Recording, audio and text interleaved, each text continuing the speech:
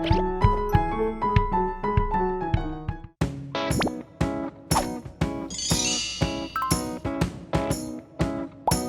그러면 이제 경매를 하려면 뭘 해야 되느냐? 권리 분석을 해야 됩니다. 그러면 권리 분석을 하려면 경매 물건을 봐야 돼요. 바로 그 경매에 대한 데이터 정보를 봐야 됩니다. 자, 그런 정보를 어디서 보느냐? 경매 정보를 제공해주는 인터넷 사이트를 보는 겁니다. 예를 들면 이런 식으로 보는 겁니다. 자, 이게 어떻게 보는 것이냐? 이제 경매 사이트를 원래는 이제 대법원에 있는 제 데이터를 보는 건데, 대법원에는 정말 그냥 나열만 돼 있을 뿐이야. 거의 그냥 간단한 얘기만. 그거를 좀 더 디테일하고, 특히나 이제 우리가 권리 분석하기 위해서 필요한 등기부등본 내역이라든가 또는 임차인 내역이랄까 이런 거를 자체적으로 조사해서 올려놓는 그런 정보 제공 업체들이 있습니다. 그런 거를 활용하는 겁니다. 크게 두 가지 업체가 있습니다. 유료 업체가 있고 무료 업체가 있어요. 이제 어떤 걸 볼까요? 고민하시는 분들이 좀 있는데, 제가 좀 해본 경험상 분류를 해드린다면, 처음부터 유료 사이트를 보려면 돈이 들잖아요.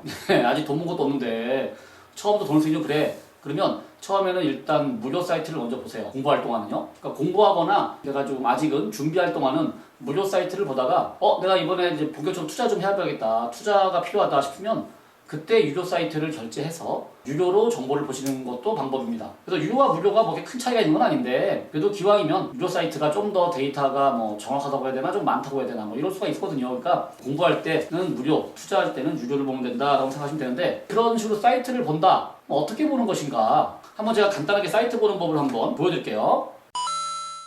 이제 제가 유료 사이트 중에 하나를 지금 이제 샘플로 한번 띄워봤습니다. 이게 꼭 좋다 그런 의미는 아니야, 이 사이트가. 자, 어쨌거나 우리가 경매 물건을 보는 방법은 크게 두 가지가 있어요. 하나는 사건 번호라는 게 있습니다. 사건 번호를 알고 막바로 그 물건을 치고 들어가는 거, 번호를 쳐가지고요. 그런 게 있고요. 또 하나는 보통 내가 사건 번호를 그냥 미리부터 알고 있기는 드물어. 그래서 검색하는 방법입니다. 자, 예를 들면 우리가 아까 화면상에 경매 사건 하나 잠깐 떠 있었잖아요. 이게 만약에 19타경의 7069인데 우리가 이미 알고 있더라, 사건 번호를. 그러면 애초에 사건 번호를 그대로 찍어서 2019에 7069 이런 식으로 막바로 검색해서 그 사건을 바로 보는, 이렇게 가는 방법이 하나 있고요. 이건 사건 번호를 알 때 얘기고, 그러니까 이건 보통 이제 내가 우리 경매를 이 기존에 했던 사람들께서 얘기할 때, 예를 들면 여러분들이 교육받는 분들이 저한테 뭘 물어보고 싶어요. 그랬을 때 막바로 사건 번호만 알려주시면 더 이상 필요 없어. 사건 번호만 알려주시면 나도 그 사건 번호 열어보면 되거든요.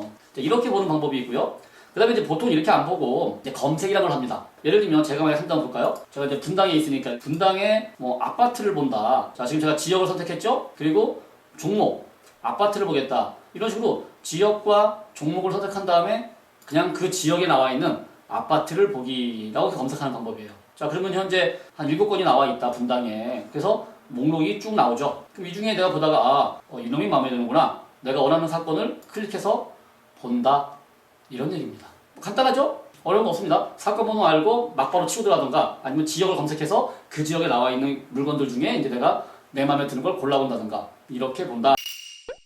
사건을 띄웠어. 그럼 이제 뭘 봐야 되느냐? 또 그 얘기를 또 해보겠습니다. 내가 화면에 하나 띄웠다고 치자고요. 자, 현재 떠있는 이 사건, 이거 볼 때 간단해요. 그냥 위에서부터 차근차근 읽어서 내려가 볼게요. 중앙 10개의 2019타경의 7069 사건이다라고 읽어요. 이 사건을 부를 때. 중앙 10개, 이건 이제 이 사건, 이 경매 사건이 진행하는 법원을 얘기합니다. 중앙법원에서 진행한다. 이제 이런 얘기고요. 서울에 법원이 5개가 있잖아요. 중앙, 동, 서, 남, 북 이렇게. 그 중앙법원 중에서도 또 경매계가 있어요. 1개, 2개, 3개, 4개. 그 중에 제 10개에서 진행한다. 서로 이제 부서를 나누는 거죠. 자, 이런 설명은 이제 이번에 한 번만 할 거니까 그냥 잘 들어주세요.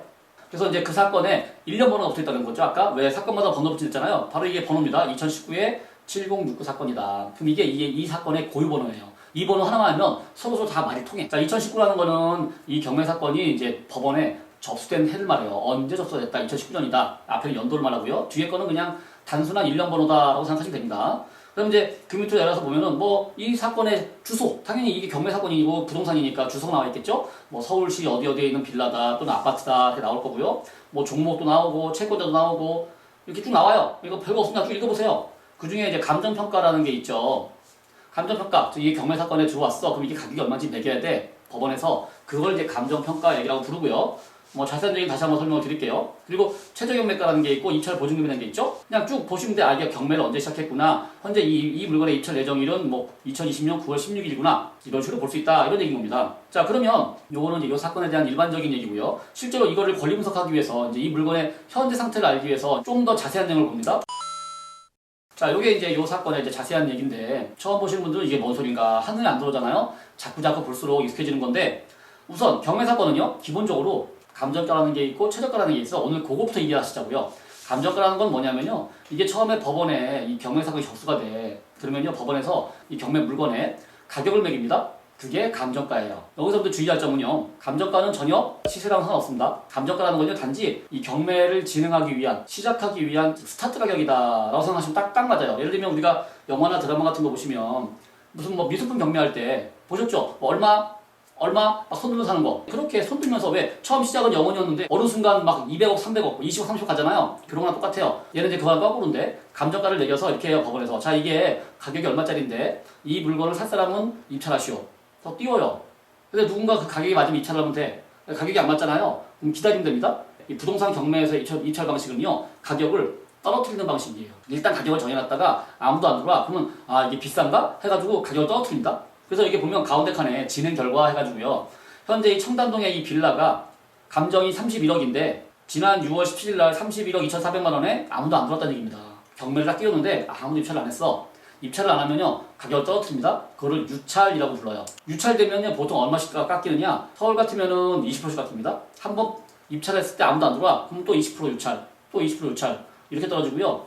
경기도나 인천 같은 경우는 이제 30%씩 유찰을 시켜요. 그래서 예를 들면 감정가가 1억이었다.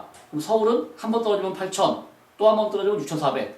경기도는 1억에서 한 번 떨어지면 7천, 또 한 번 떨어지면 4,900. 이런 식으로 떨어져 나가는 겁니다. 다시 이 사건을 보시면요. 지난 6월 달에 31억이 아무도 안 들어왔어.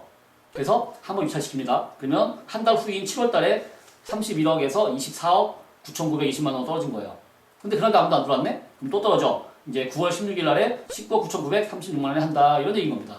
이렇게 아무도 안 들어오면 가격을 떨어뜨리는 방식이 부동산 경매의 방식이고, 그때 내가 가격이 맞아. 그럼 가서 입찰을 한 겁니다. 요때 요 가격, 뭐 30억이냐 또 24억이냐 19억이냐 이거를요, 최저가라고 불러요. 즉 이게 입찰 하한선이고요. 이 가격보다는 높게 쓰세요. 이런 얘기인 거예요. 그래서 내가 그 가격보다 높게 쓰면 경쟁이 붙겠죠. 그래서 제일 높은 가격이면 낙찰이 된다. 이런 컨셉입니다. 감정가를 정해서 아무도 안 들어오면 조금씩 가격을 낮춰가면서 진행을 하는 게 그게 경매의 기본 방식이에요. 그래서 이제 한 달에 한 번씩 진행을 합니다. 자세한 얘기는 이제 공부하다 보면 저절 중에 저절로 알게 될 거고요.